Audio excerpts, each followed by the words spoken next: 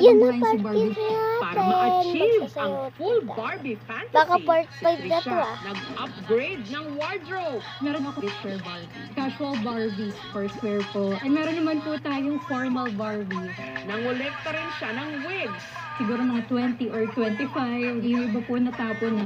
At bago tayo dalhin ni Trisha sa kanyang Barbie world, ipapasilip niya muna sa atin ang kanyang transformation. Hi mga Barbies! Welcome to my Barbie world. Halika, smile ako.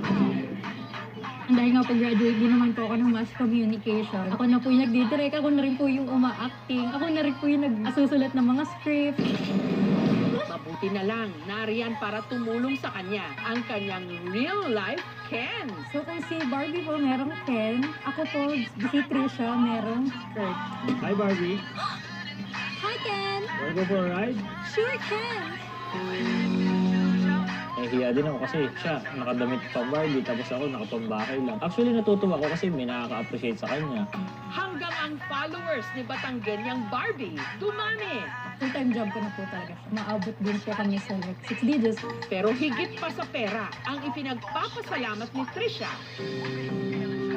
Si Batanggenya Barbie raw ang naging best friend niya nung may pinagdaanan siyang problema. Dumaan po ako before sa depression talaga. Clinically diagnosed po ako. Hindi na po ako lumalabas ng kwarto before. Hindi na rin po ako kumakain. Gusto ko po mag-isa lang ako before. Lagi. Separated na po yung mom and dad ko. Nakatulong rin naman po yung paggagawa ko ng mga Barbie videos. Kasi kahit pa paano po before na divert po ako. Ang pagiging Batanggenyang Barbie rin daw ang tumupad sa pangarap niyang maging artista. Lahat po niyata na audition, nasalihan ko na before. Ang nangyayari po, nire-reject po nila ako. Ang ginawa ko po is through vlogging, nagkaroon po ako ng sarili kong audience. Eh sino kaya ang fantasy ni Barbie na maging leading man? David Licauco. Parang ang galing-galing po niya kalapin. Sa personality din po, and cute po siya. Ganon? Barda yarn? Standby! Sinut namin si Trisha sa studio para sa karagdagang footage. Pinapwesto namin siya sa loob ng doll box para umaura.